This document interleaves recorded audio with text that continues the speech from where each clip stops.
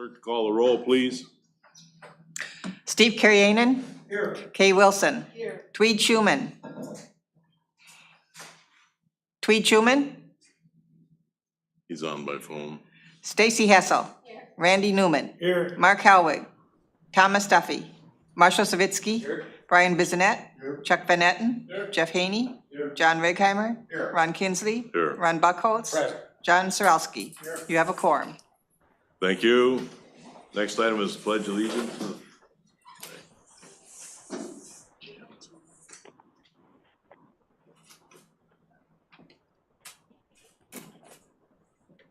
I pledge allegiance to the flag of the United States of America and to the republic for which it stands, one nation, under God, indivisible, with liberty and justice for all. Thank you. Number 4, certification of compliance with open meeting laws. This meeting has been noticed to the public and news media as required by section 19.84 of the Wisconsin statute. Thank you. Number 5, meeting agenda. The agenda is set. Number 6, public comment. Any that wish to speak to the board? First, we have Miss Linda Zomer.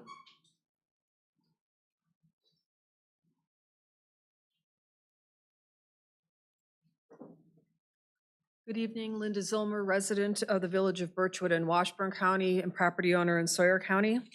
I'd like to address your agenda item 17A, consideration of a resolution for revenue bond financing for Bug Tussle. This was something that came up on short notice, but has appeared for 2 months on committee meetings agendas, including public safety, admin, finance. I think more due diligence is required before any action, even if this is only a preliminary step. Sawyer County already has 4 broadband providers. There's Mosaic, Norvado, Bevcom, and it's GigFire in Draper. And to bring in a 5th provider, I don't see how in the long term that would work out. I don't know that all the current providers in Sawyer County have had an opportunity to weigh in about filling in that inner ring. I know that there's a communications and emergency communications issue that's driving this because of towers, but basically that has been a problem for a long time until a town pushed to get things moving again. Washburn County's had at least 2 towers for a while now. I don't know that they've had a problem with handling it. They may be able to generate revenue from the space on their towers. There's been no discussion on this proposal from Bug Tussle about the speeds they can provide for the broadband they would install, or cost and ongoing rental costs for space on their towers. So a lot of stuff that could have been addressed in 2 months, there aren't answers to. So I would ask that the current providers be provided an opportunity to fill in the middle part of the county. Thank you. Thank you. Is there anybody online? Number 7, consider approval of the minutes of the previous meeting of June 20th. I'd like to make that motion.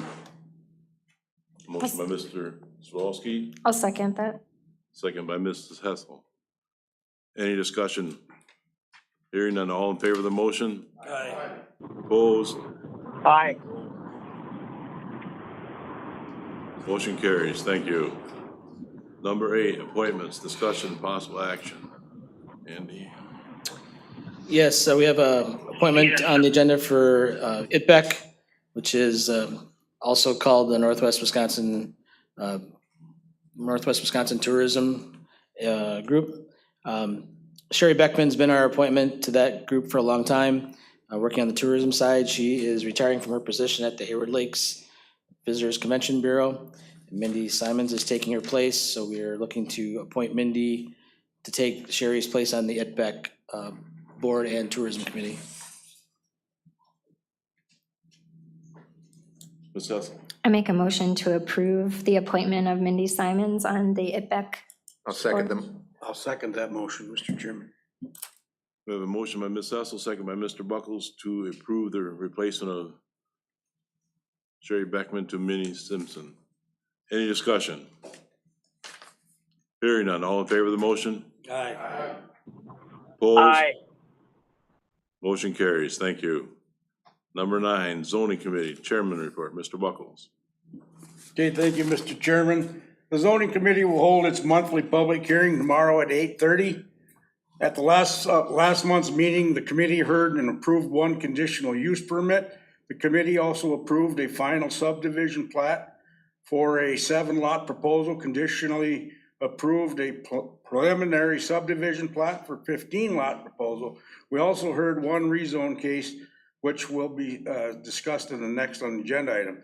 The zoning department remains extremely busy with land use numbers up 41 over the same time last year.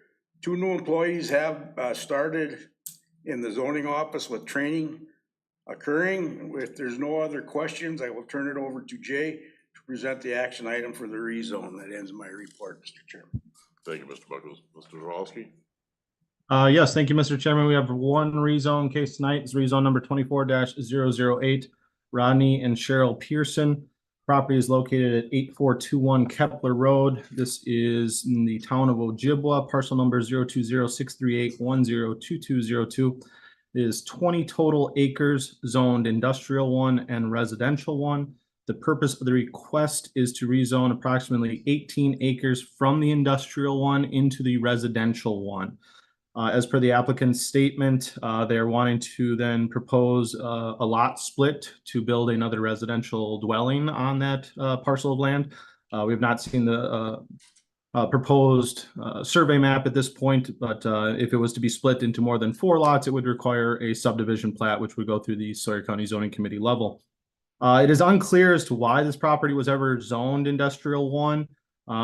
It's somewhat assumed that the town of Ojibwa wanted to keep a area outside of kind of that greater downtown Ojibwa for potential future industrial use. Their comprehensive plan was a little bit difficult to read, but it does appear that they do reference this area as future residential. As per the town board motion, they did approve the request. There was 7 additional notification letters sent out to adjacent property owners. None were returned. At the Sawyer County Zoning Committee public hearing process on June 21st, it was recommended for approval of a vote of 5-0 with the findings of facts included in my staff report. Thank you. Ms. Hessel? I make a motion to approve rezone 24-008. I'll second that. Second. Who seconds? Steve, thank you. Motion by Ms. Hessel, second by Mr. Karian to approve as presented. Any discussion? Hearing none. All in favor of the motion? Aye. Aye. Opposed? Motion carries. Thank you. Thank you, Mr. Kowalski. Thank you. Number 10, Public Works Committee. Chair report from the July 10th meeting. On the July 10th meeting, the committee met at the Highway Department and we took a tour over to the airport. Mr. Leslie showed us around the airport some of the things that they want to do, and then we continued on after the airport and went down most of the roads in the middle and northern part of the county. And we returned about 8:50. There was no action taken. Any questions? Thank you. Number 11, Public Safety Committee, Mr. Buckles. Thank you, Mr. Chairman. The Public Safety Committee met on July 3rd, which was a Wednesday this month because of the 4th of July being on the Thursday. We didn't have no report from the judges. The clerk of Circuit Court office reports revenue collected through the state debt collection and tax increments was $14,178.72 for the period of 5/28/24 through 6/25/24, with $957.65 in wage income assignments received. Sheriff's report, patrol volume calls decreased for June from a total of 687. Citations, warning, and crash statistics were listed. Deputy Nate Fry was selected as the new rec officer. He is a 10-year veteran of the Sheriff's Office, will be working with the local DNR warden and Deputy Darren Jensen to bring off enforcement and education to the area. Efforts to continue to hire through qualified applicants are few. Jail report, the daily population is 75, with 1 having Huber work hours and 3 on electronic monitoring. Unemployment rate is 73%. Communication Center Emergency Management Director Rybinski advised the 911 hangups decreased from last year, remains the highest of the call area. They continue to train new staff and 2 full-time vacancies remaining. They continue to work with the towns and emergency operation plans. Communications specialist report. I want to leave that because Andy, I think you'll have something on that, won't you? Okay, so communication report, Mr. Genman advised that they're waiting up on more information, which has been delayed by rain. Code enforcement specialist, Ms. Olson, reported to increase dog pound activity, and they're getting many calls on dogs at large. Child support, total made support due was $976,877.22. Amount collected was $700 or $700,883.53. Emergency services, Mr. Fremmel attended the Wisconsin Coroners and Med Convention. State reporting some system for death certificates are updating their online services, but will need to change case reporting software programs. Round Lake Ambulance Site, Mr. Alvarado reported that the call distribution is still being gathered for the entire county. So they have a visual record where this call volume is, before making a decision. This will allow us to review the coverage for the entire county. And I have no outside committee updates. That ends my report, Mr. Chairman. Thank you. Questions, Mr. Mitchell? Not a question. I just would like to encourage everybody. There's a Back the Blue event at the Twin Lakes Tap to support our sheriff's department and officers on Saturday night. And it's located where? It's located at the Twin Lakes Tap. Thank you. Number 12, Land, Water, and Forestry Resource Committee report. Mr. Swalski. Thank you, Mr. Chairman. The Land, Water, and Forest Resources Committee met on July 10th at 8:30. Minutes of the June 12th meeting were approved by Mr. Carrianen and seconded by Mr. Newman. A written report was provided detailing the activities in the Office of the Register of Deeds. In the Land Records and County Survey report, Mr. DeVries explained that the department performed many GPS maintenance requests and installed approximately 100 new and replacement fire numbers in June. 11 certified survey maps were also reviewed. In the Sawyer County Forestry Department, June had 6 timber sales to report.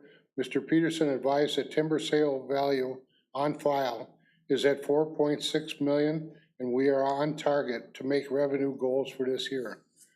There are 3 trail rehab projects underway. The Forestry Department would like to apply for a grant to promote sustainable forestry in the town of Draper. The project is 100% grant funded.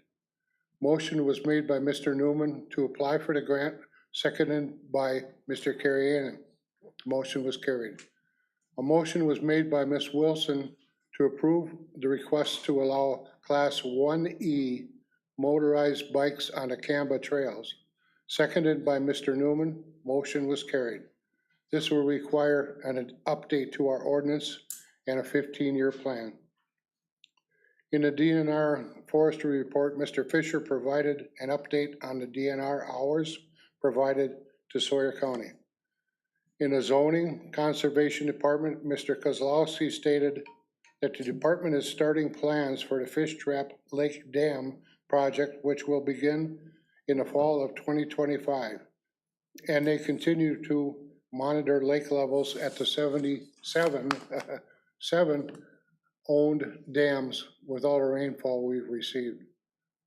In the LCO report, Mr. Bissonette advised that LCO has been dealing with daily bear nuisance calls and that the fish hatchery operations are going well. The joint Chippewa flowage management plan with the DNR is continuing their discussions. That concludes my report. Thank you. Any questions from Mr. Swolski? Hearing none, we move forward. Number 13, Health and Human Services. Ms. Wilson. Thank you. We met on July 9th, called to order at 6:30. We had a public hearing on the 2025 plan and budget for agency services in accordance with state statutes. There was no public comment. But we will continue to review agency services and look at unmet needs. Julia Lyons will post "Come Meet the Director" and send emails to partners to get additional information from them.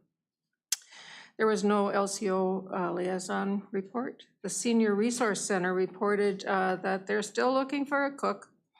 The Red Schoolhouse had fundraisers to support, as well as a cookout at Lynn's Custom Meats and an ice cream social at McCormick House for our fundraisers. The farmers market vouchers are still available.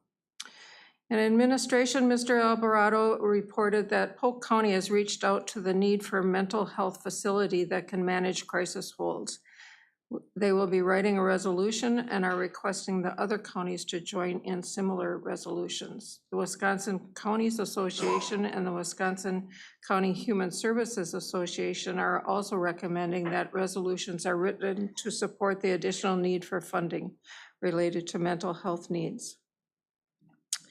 Ms. Lyons reported an opiate settlement recap that included discussion of funding and projects including school pulse, fentanyl awareness, and vaping.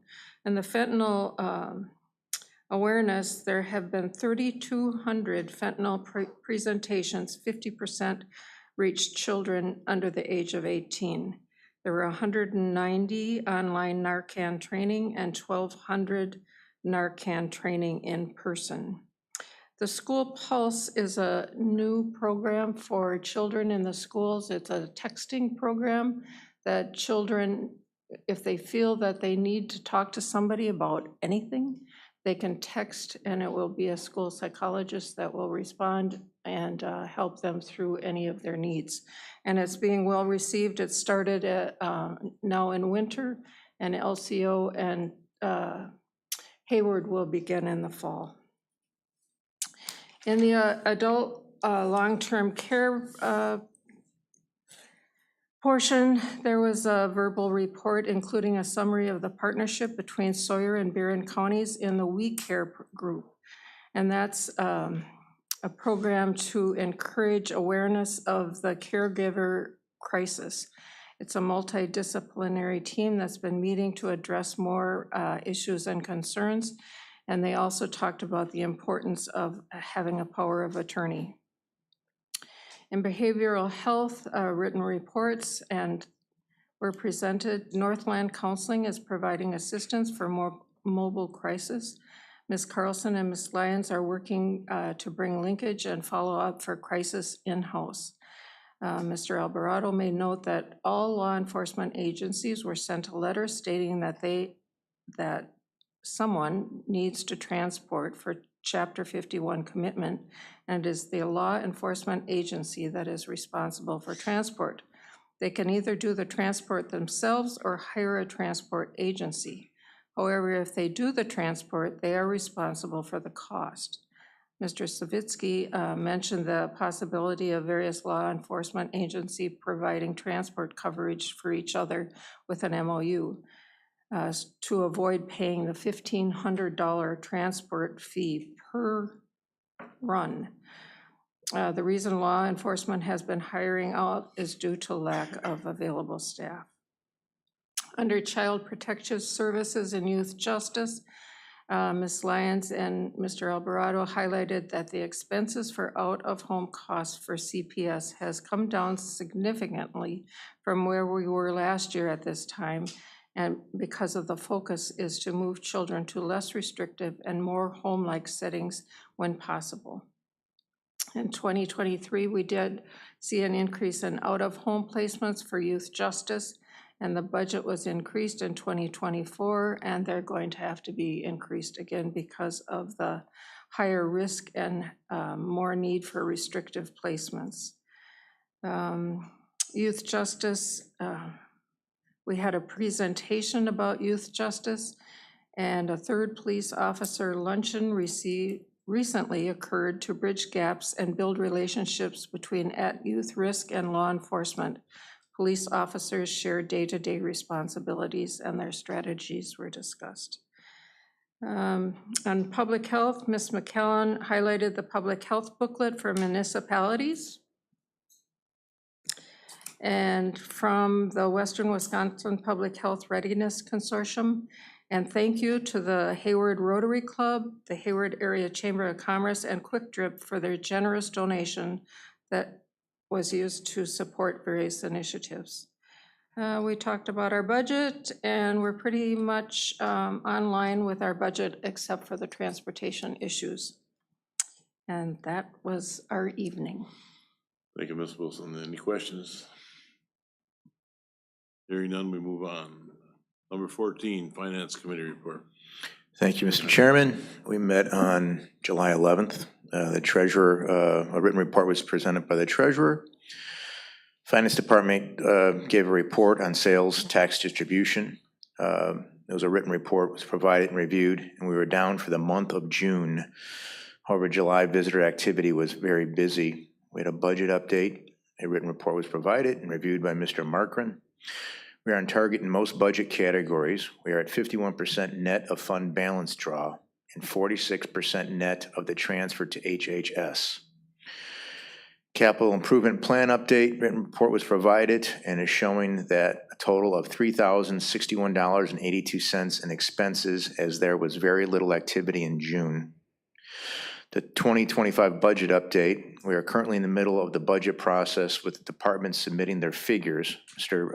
Markran has helped the Highway Department and HHS develop their budget based on history and new projections. We should have a preliminary budget figure in late August. Investment update, written reports provided. Interest earned last month was $107,018 for a year-to-date total of $514,935 as the end of May. A motion was made and given to Mr. Markran authority to lock in up to $3 million of funds into the 12-month CD to lock in rates. That motion was made by Mr. Righeimer, seconded by Mr. Hessel. Motion was carried without a negative vote, and Mike did lock that in. Pronoun is miss, just so you know. Oh. The motion was carried, and Mike did lock that in at 5.04%, I believe. So that was, I think, a good move to have a good portfolio as interest rates may be coming down. Ambulance report, written report was provided and reviewed. Mike explained the changes in the report from previous versions. Change in company ownership has taken place in a couple times since we've been contracted with them. The May month-end report from EMS Management Consultants was shared. An agent report pie chart by payer graph will be a new one that we will see, and that'll be very helpful for everybody to see things in one visual. The radio communication project, I'm just going to punt that to Andy because I think that'll be in your report. Okay. Consideration of short-term financial assistance to the NWCEP. Andy, do you want me to read that, or do you want to say anything about it? Oh, it's on your report? Okay, I'll punt that as well.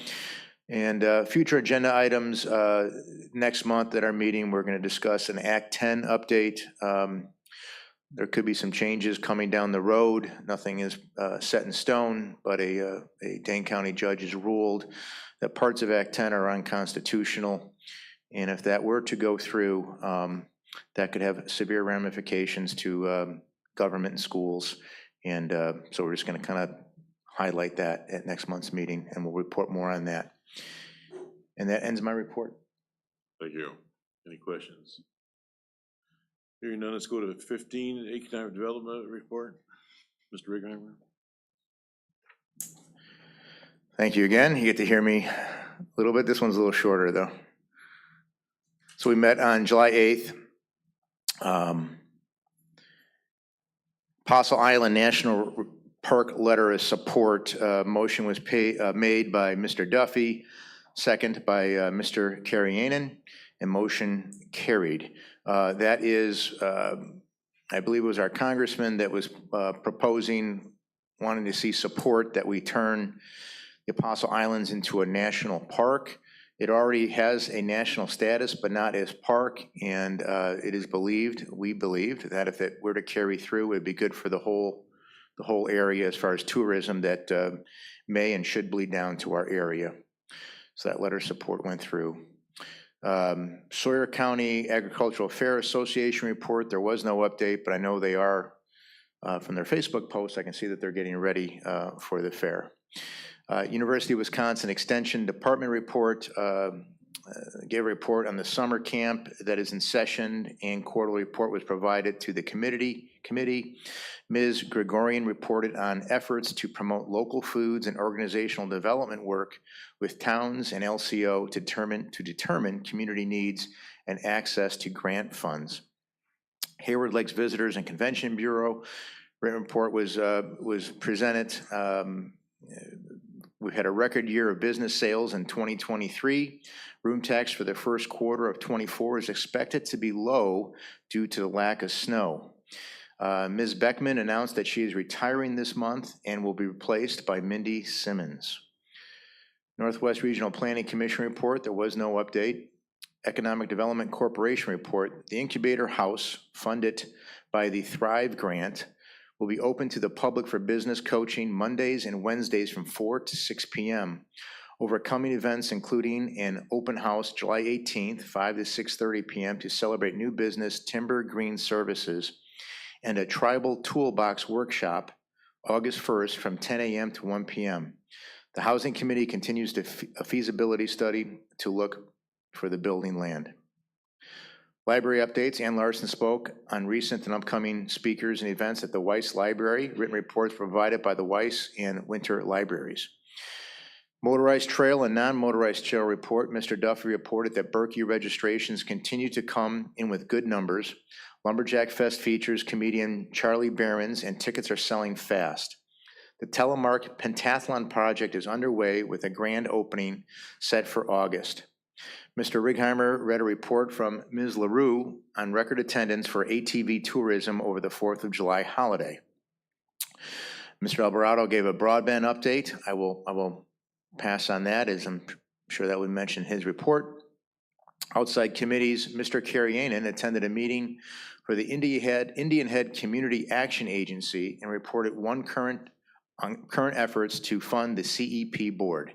Mr. Alvarado noted that this is an agenda item and the next week's admin and finance committee meetings.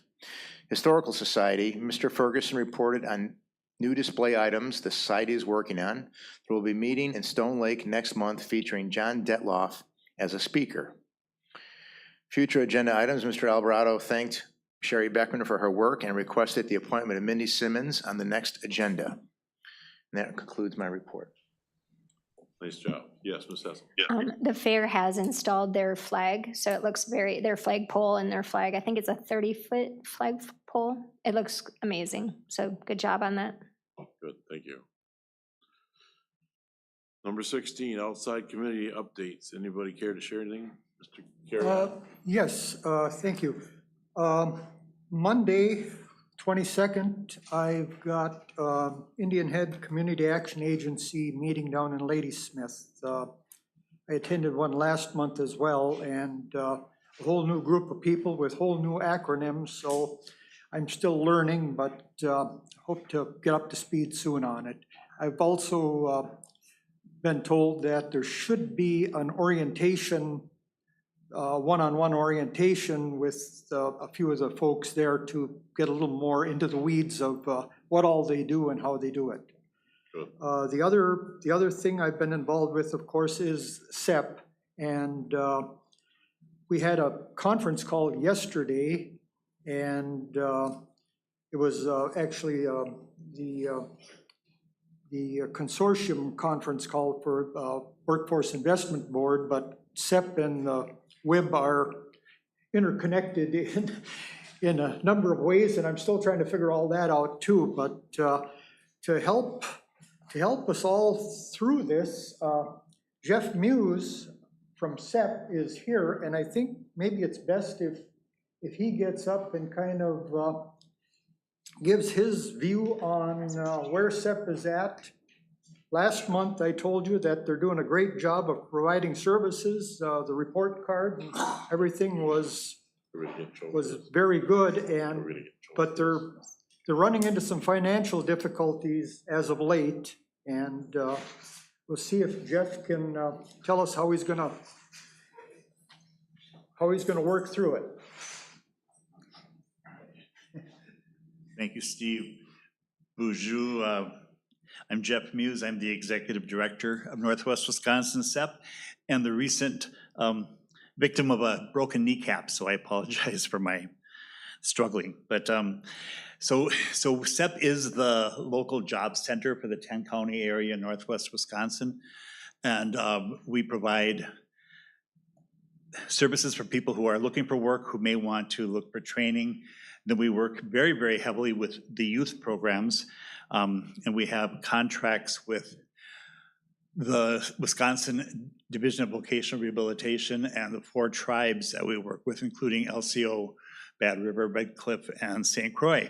And what we do there is we're the employer of record to work with young students to get them some summer work experience so that they learn about economy, work about how to spend money, etc. And that's one of our really successful programs that we're partnering with. We also do we stopped because of COVID and we're slow getting back into it, but we provide a summer camp for youth in the area. And we do that over in Grantsburg, which is part of Burnett County. So, but we incorporate any students in all 10 counties. What happened is it was a slow train wreck coming, and part of it was the health crisis. Part of it was the fact that we had an outsourced finance director, so to speak, with a major corporation called Whitley. I'm sure most of you have heard of that company. The problem was that we were small potatoes with them, so our reports were constantly 2 months behind, so we never really caught on. And then our federal funding, which we get through the state, it's federal, but it goes through the state of Wisconsin. It's called WIOA, which is the Workforce Innovations Opportunity Act. That provides our funding to help people who are dislocated. So we do rapid responses, et cetera, for any layoffs or closures in the area. We also work with adults who are looking to change their career. A lot of people have retired too early and realize that they can't make it on their Social Security, so they need work, so we help place them. And then, of course, our youth programs. Those funds were cut dramatically in this past year, and part of our problem was that as we were adjusting to the fact that we could not work with a major corporation like Whitley, it was like a perfect storm. We did hire an in-house, finally, after 2 years of searching, an in-house finance director who started in March. And so the slow motion of all this ended at that we barely scraped by. Our fiscal year ended June 30th. So our federal funds, the WIOA funds, start July 1st, but like most federal, state, excuse me, I'm a little nervous. I don't like asking for money. But with the Department of Workforce Development has not released the funds yet because they just are now getting them. So we're into July. We're really scraping the bottom of our checkbooks to make sure that we can make payments, et cetera, and provide services this year. We're lucky that we have this agreement with DVR, but we have turned to our counties because we're visible in every county. We have a person coming into the Hayward area, and she's at the library, I want to say twice a month, but then we also have connections. Our office closest to here besides Ashland is down in Spooner. We,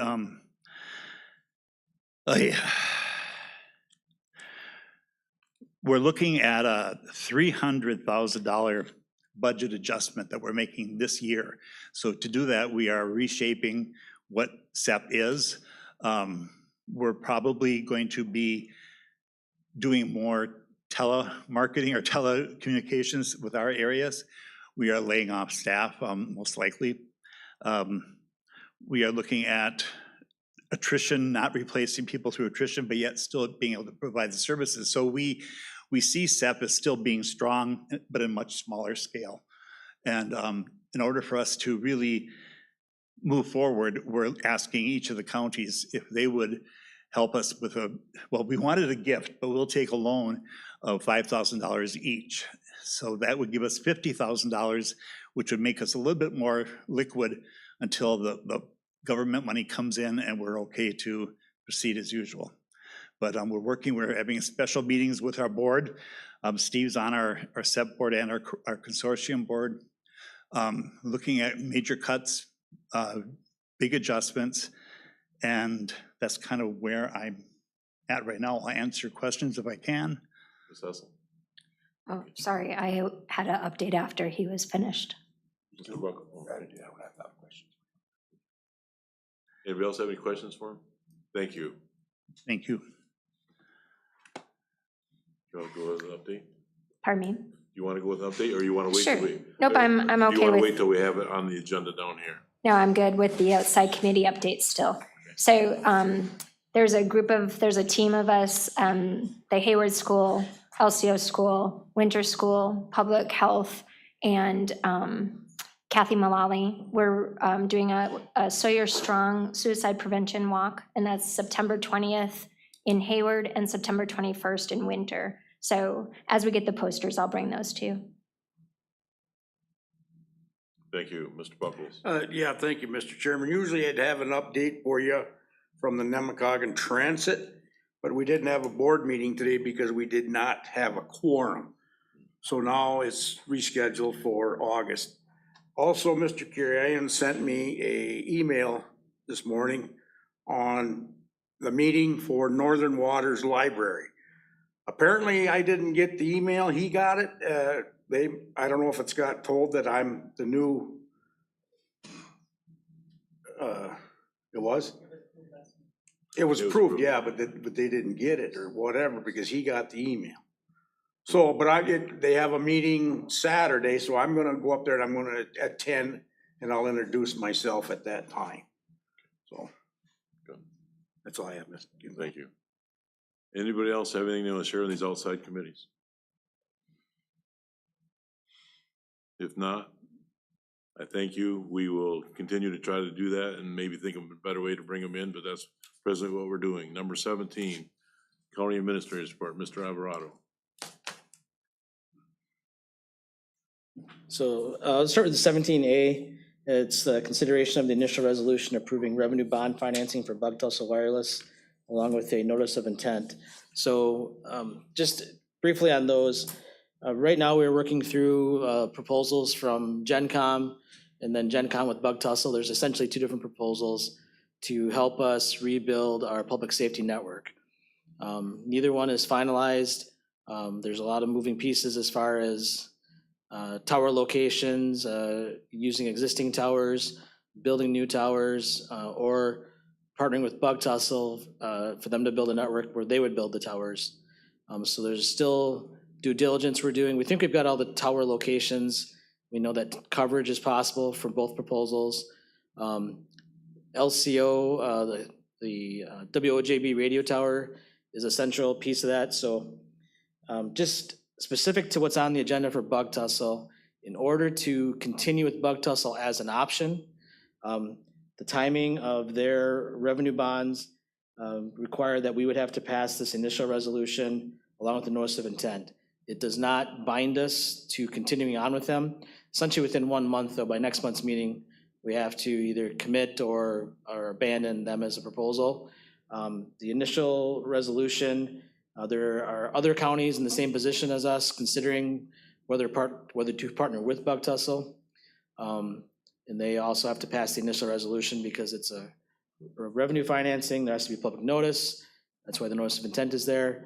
We would not be issuing any bonds. We would be issuing or allowing our borrowing capacity to be used. And actually Fond du Lac County would be the one issuing all of the bonds for all the projects. So we have had our corporation counsel review these just to verify that we're not binding ourselves. She can address that. But it just allows us to continue on with them as an option until we can get more pieces put into place. So maybe just to explain the project more, so on the screen, a little bit more background. I know some of you have seen this a few times. At some point in the next couple of months, we'll be bringing a finalized, this is our best recommendation of how to go about this, and this is how much it's gonna cost. So this is still putting it together, and at some point, the board is gonna have to approve whether to do any of this and how we're gonna pay for it. But our public safety radio network right now is not in good shape. We don't get the coverage that we need throughout the county for the fire departments, EMS, our deputies to have good mobile and portable coverage. So we've been working with GenCom to identify how to improve that. So the initial recommendation is kind of what you see here, just from and there's other slides. I'm just gonna give you the highlights. But if you can see here, the purple area are towers in Hayward that we're already using. And really those would be the only ones we would continue on. They're recommending new tower sites in the southern part of the county, central and eastern area. So you can see there's actually 2 towers in Hayward, one on the Dairyland Power Tower out on off of B, and then the Hayward Water Tower. We're on those now and we would stay there. In the southern portion, there's a possibility of locating on a Mosaic Tower that's already there. But the other, what's listed as the Meteor and Loretta sites, would most likely be new towers that we would build and own. And then depending on how discussions go with WOJB, there is room on their tower, and their GenCom is working with them to assess that there is room, but there are also other providers on that tower, so they have to do more of an assessment as to, structurally, can the tower support more equipment, and would it interfere? That's an important location, though. As you can see, the green on the map covers quite a bit of the county and reaches quite a ways out. So if we are unable to use that tower or come to an agreement on how to use that tower, there could be 1 or 2 sites more that we would have to either find or build. So that's part of the moving pieces. Same thing with like the Loretta site. There is a tower out in that area that's privately owned, relatively new, but if we're gonna end up signing a lease for $2,500 a month, from a cost effectiveness standpoint, it makes more sense for us to build a tower. So that was kind of what we were looking at initially. And then we opened the door to talking to Bug Tussle because we were aware that they do this type of work, these projects. Other counties have used them to help build their infrastructure. What Bug Tussle is a company that builds towers, leases space to cell phone companies. They sell fixed wireless services. And what they do when they partner with the county is come in and build a fiber network, a fiber ring around the county. And then they build towers that connects the fiber. And then they lease to cell phone companies and sell fixed wireless. And they use their partnership with the county is what I indicated earlier. They use the county's borrowing capacity to finance the network. And then they pay, and they're responsible with their revenues to pay the debt service on that. The risk to us, if we partner with them bluntly, is they're using our borrowing capacity. If they default, we're gonna be responsible for that debt service. We would get the network and, what we paid for in exchange, but still we'd be responsible for that. So that's part of our due diligence that's still ongoing, is assessing that risk and getting the information together to give to you to assess whether that's a smart thing for us to do to partner with them. They would actually be looking, I believe, at 7 tower sites total for the county. And we'd be looking at using 3 or 4 of them that are listed on this, this drawing. So we're still on the Hayward sites that we're on currently under this proposal. This considers that we'd be able to get on the WOJB tower. And then the new tower sites would be in the southwest, southern, what it's listed as Wooddale and Meadowbrook, and Winter sites. When we initially looked at this, the far southeast corner was uncovered, but we believe by either two alternatives. One, adjusting the other tower sites on here that will get that coverage, or there's other tower options in the southeast that we can do. So we're comfortable now that we can get the full coverage of the county and get the service that we want and reliability for our emergency responders. But yeah, we're still, the LCO is a critical one. And then just assessing the risk to the county. From a financial standpoint, this gives you a general understanding of what we're looking at to put together for you. Option one with We Build Towers, it's just under 2.5, and that's with two tower sites. Towers run about $550,000 a piece to build the tower, build the shack for the equipment, and get everything up and running. If we were to go with option two and somebody else builds a network and operates it, it takes that cost off. The other thing it does is Bug Tussle is all fiber, so we use fiber as our backhaul. That reduces that cost, so it brings it down about 1.5 that we would have to pay for construction. We save money on the tower cost and the microwave backhaul that would be with the other option. So it's kind of a trade-off on more money out the door first to build the system, or risk the partnership with Bug Tussle and have less money invested, cash essentially. So there's some trade-offs. The other thing I mentioned to the committees is that we're looking at it from an operational standpoint, and it's unfortunate, but the way most municipalities look at these types of things is that if we build a capital project, we can borrow the money and issue debt service. It does not hit our operating levy. We don't have to make other cuts to be able to afford it. If we lease tower sites, that's going to be an operating expense of the system, so that would impact our operating levy for the county. So that's the other piece that we're looking at, because and that's why building towers might be a better option than leasing, because we can own the structures. We own the structures. And we don't do Bug Tussle. We also can start looking at leasing space on our towers to other users. But that also puts us in the business of in business as a tower operator, which has differing you might have differing opinions on doing that. So it's a GenCom's working on it. They're engaged with WAJB, looking at that option. We need to work more with Bug Tussle. Mitchell from Bug Tussle's on Zoom right now for answering any questions. But what's on the agenda is consideration of the resolution approving the project revenue bond financing and the letter of intent, just from a timing standpoint to allow us to continue to have another month to try to put the pieces together. If we don't pass these, we can't continue to consider Bug Tussle as an option. Ms. Hessel. I make a motion to approve resolution as indicated on 17A, the notice of intent with Bug Tussle. Mr. Rickheimer. I'll second. We have a motion by Ms. Hessel, second by Mr. Rickheimer. Yes. Just to clarify, there's two items there. Just want to make sure if you're doing both, or I was doing both Okay, together, Just so we don't have to Yep, just want to make sure you clarify exhaust that. the issue. Thank you. Any further discussion with the item? Yes. Potentially, if we were to start leasing to other companies, how much revenue are we talking? If we were to build our towers and lease them, we've been quoted lease rates anywhere from $1,500 a month to $2,500 a month on other companies' sites. So that I would guess would be in that range. We'd have some expense because we're maintaining and responsible for some of that expense of making sure they're getting them on the tower. So then the insurance would be ours as well. So like you just factor all that in with the intent and see which one costs less, correct? Correct. Yep. Yep. And there's expenses to operating the tower, like electricity can be considerable, and backup generators and things like that as well.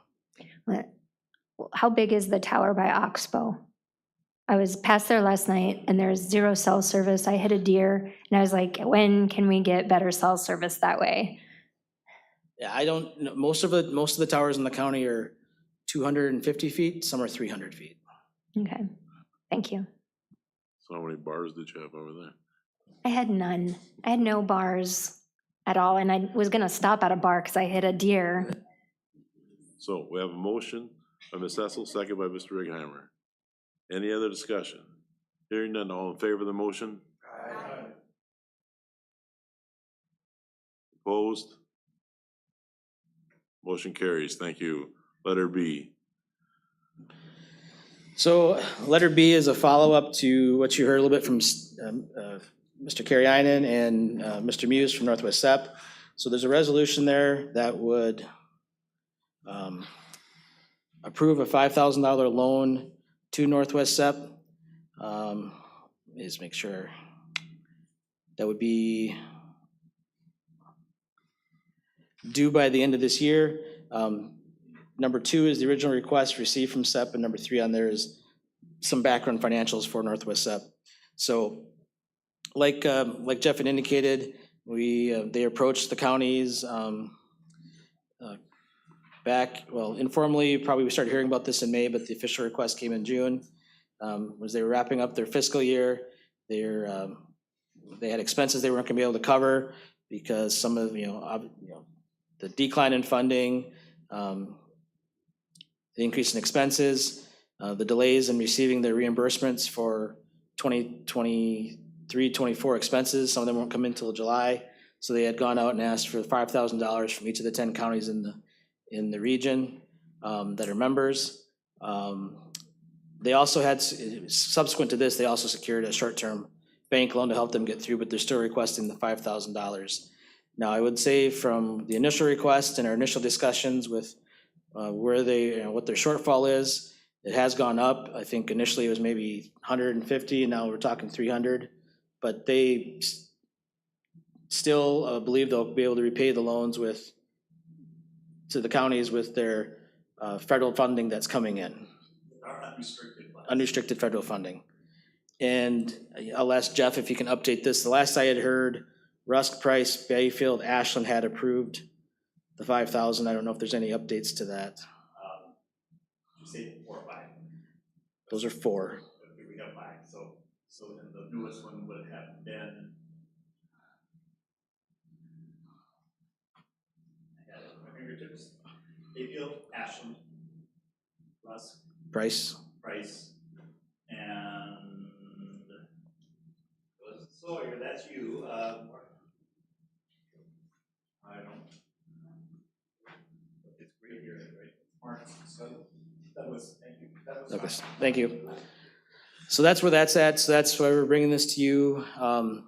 It's an unusual request. We don't get these requests from other organizations. I know the committees that discuss this were concerned about precedent setting. That is a concern as well.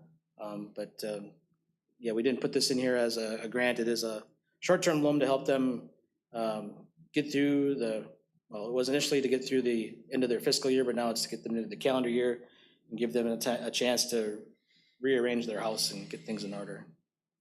That's great. Andy, did you say it's due the end of this year or next year? Excuse me, end of 2025. Okay, thanks, yep.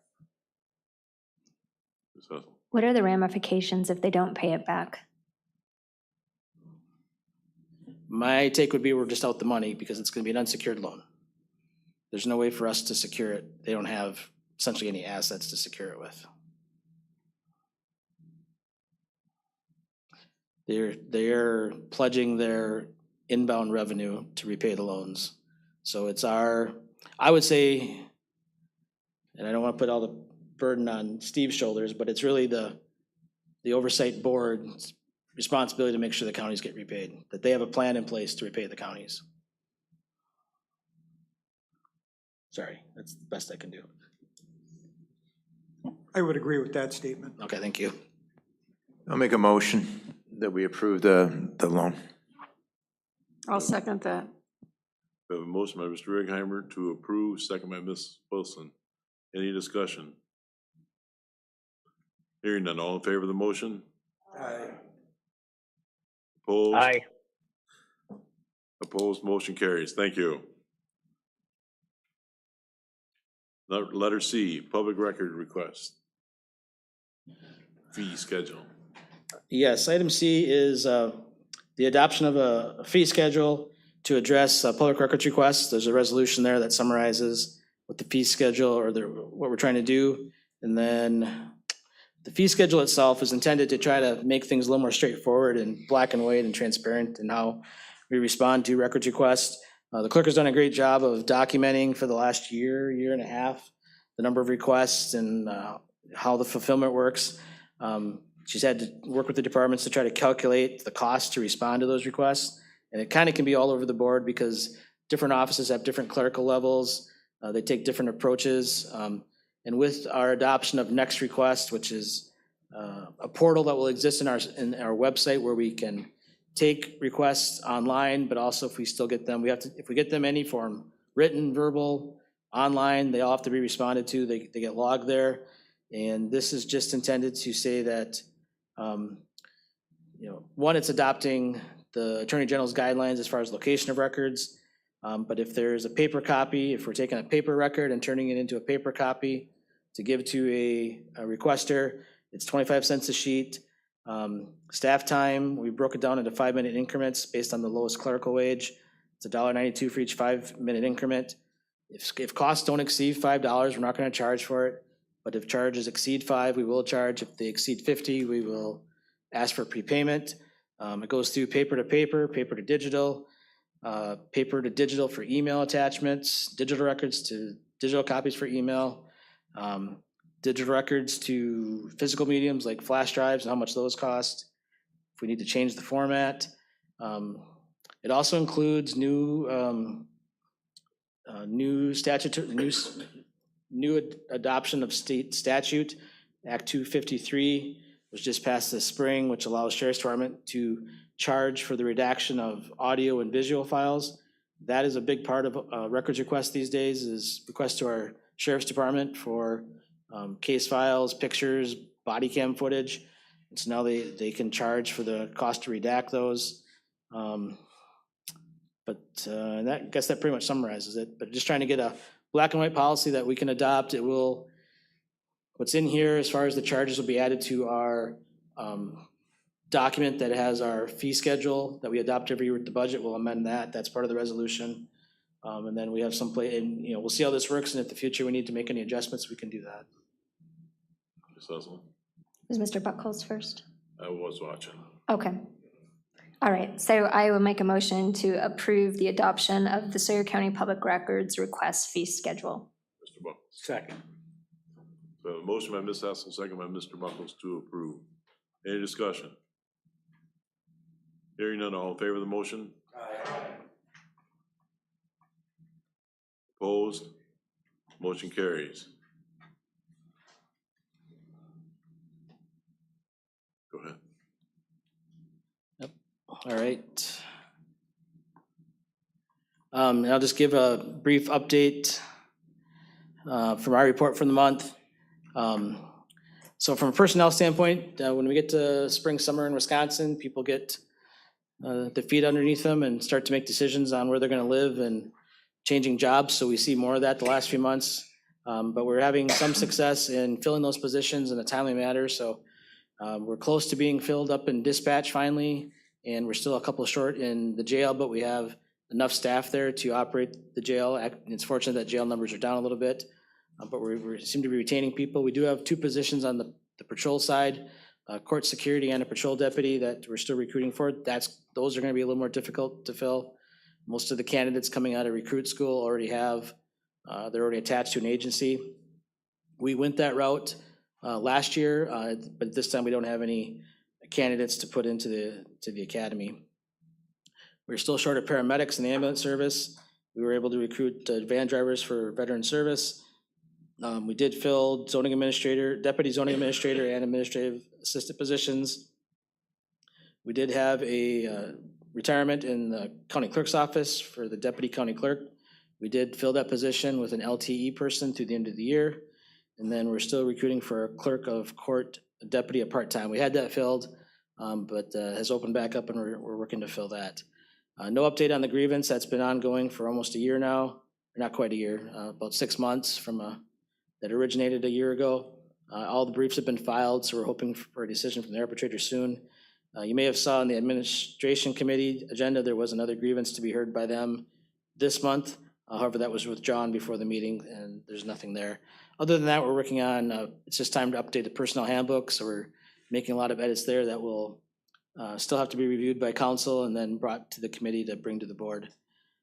Corporation Council, still have the Billy Boy Dam issue hanging out there, which, could be, we're awaiting a response from the DNR, which will determine our next course of action. We've paused the zoning ordinance amendment, but there's still a number of land use items that